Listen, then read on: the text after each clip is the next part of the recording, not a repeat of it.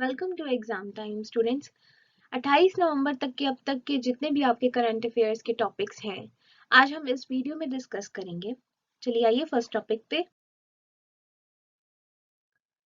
केंद्रीय शिक्षा मंत्री ने कोविड-19 महामारी के दौरान स्कूल शिक्षा विभाग द्वारा की गई पहलों का संग्रहण जारी किया।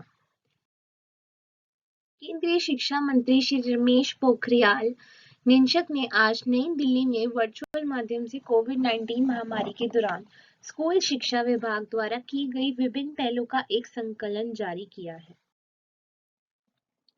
केंद्रीय मंत्री ने कहा कि वर्ष 2020 से 2021 में कोविड-19 महामारी ने एक अभूतपूर्व सार्वजनिक स्वास्थ्य आपातकाल की स्थिति पैदा कर दी है, जिससे विश्व के लगभग सभी देश और क्षेत्र प्रभावित हुए हैं। उन्होंने कहा कि कोविड महामारी ने सामान्य जीवन में गंभीर व्यवधान उत्पन्न कर दिए हैं और इसने बच्चों को काफी प्रभावित किया है तथा इसकी वजह से देश भर के स्कूलों को बंद भी करना पड़ा है। संकलन जारी करने के अवसर श्री पोखरियाल ने इस बात पर प्रकाश डाला कि स्कूली शिक्षा और साक्षरता विभाग ने कई पहले की है। इनमें प्रधानमंत्री ई विद्या प्रयागता दिशा निर्देश, मनोसामाजिक समर्थन के लिए मनोदर्पण ई कंटेंट और वैकल्पिक शैक्षणिक कैलेंडर शामिल है, जिससे छात्रों को स्कूल जाना सुनिश्चित हो सके और वे कोविड-19 महामारी के दौरान अपनी पढ़ाई में पिछड़ने ना पाए। उन्होंने इस बात पर प्रसन्नता जाहिर की कि इन पहलों ने महामारी के प्रभाव को कम करने में भी महत्वपूर्ण भूमिका निभाई है। मंत्रालय अब तक के पढ़ाने और सीखने के तरीकों को फिर से तैयार करने और वर्तमान कोविड चुनौतियों के दौरान भी अध्ययन जारी रखने के कई उपायों के साथ आगे आया है।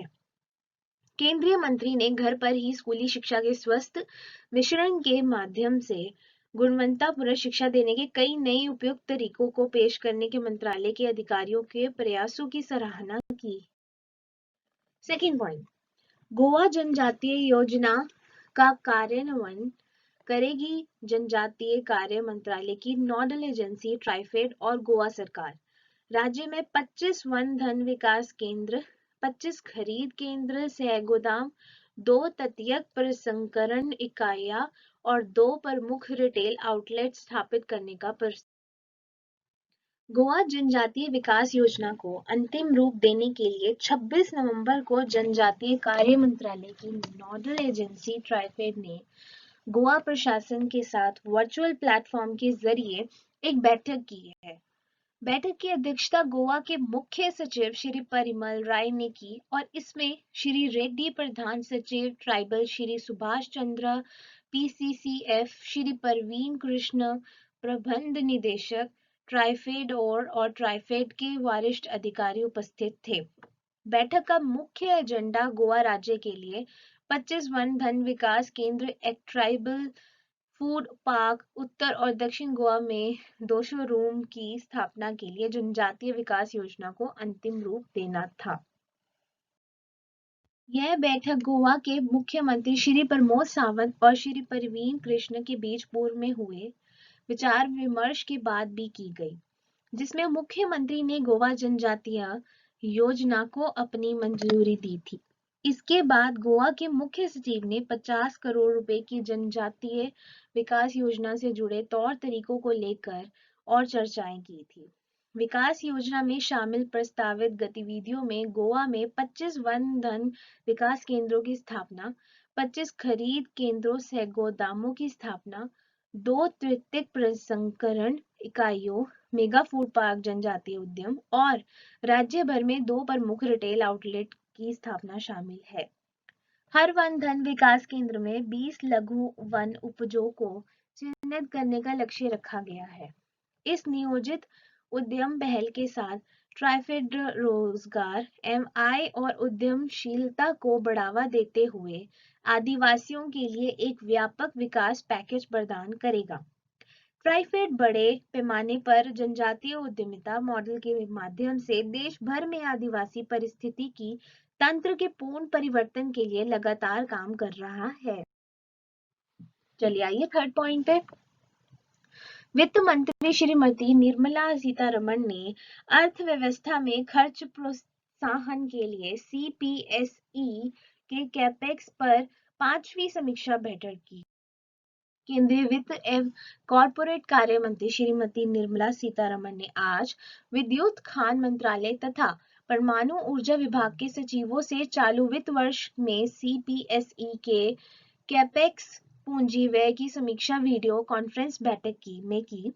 कोविड-19 महामारी की पृष्ठभूमि में आर्थिक विकास की गति तेज करने के लिए वित्त मंत्री विभिन्न हितधारकों के साथ बैठकें कर रही थी। इस श्रृंखला में यह 5वीं बैठक थी। 23 नवंबर 2020 को 2020 से 21 के 61,483 करोड़ रुपए के कैपेक्स लक्ष्य की तुलना में समग्र उपलब्धि 24,227 करोड़ रुपए 39.4% रही।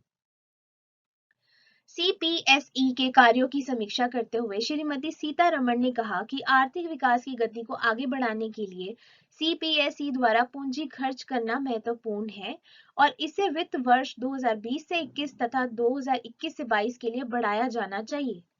वित्त मंत्री ने कैपेक्स लक्ष्यों को पूरा करने में मंत्रालयों तथा CPSE प्रयासों की सराहना की, लेकिन श्रीमती सीतारमण ने यह कहा कि वित्त वर्ष 2021 की तीसरी तिमाही तक 75% कैपेक्स लक्ष्य और चौथी तिमाही तक 100% से अधिक कैपेक्स लक्ष्य हासिल करने के लिए और अधिक प्रयास करने की जरूरत है।